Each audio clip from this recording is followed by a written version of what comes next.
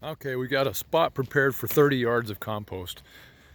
So in the absence of light, this type of plastic should not deteriorate. But you can see here how in the sun it gets rotten and tears easily. It's still in pretty good shape, but there are holes in it.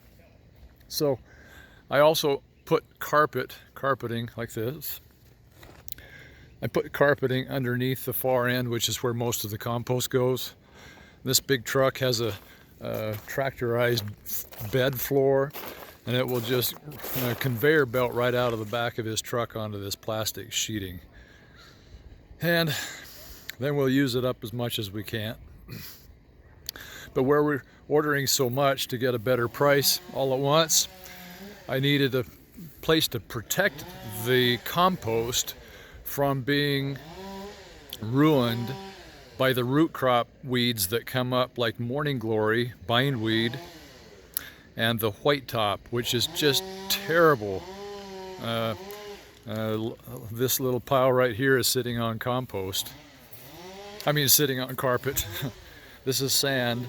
But if I didn't have it sitting on something to protect it from the weeds, in just a few weeks, the entire sand pile would be green with white top or bindweed, and the entire pile of sand, of course, would be filled with those roots.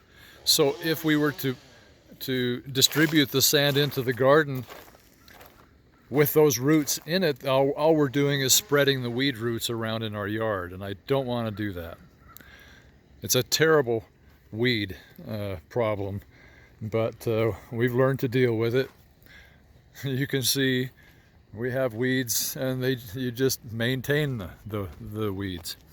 But where we can help it, we use the carpet or plastic to keep the weeds from killing our sand pile, and we sure don't want it in the compost at all. This is not greenhouse plastic. It's just a standard plastic tarp from the hardware store. So in the sun it will rot, but I've had it rolled up.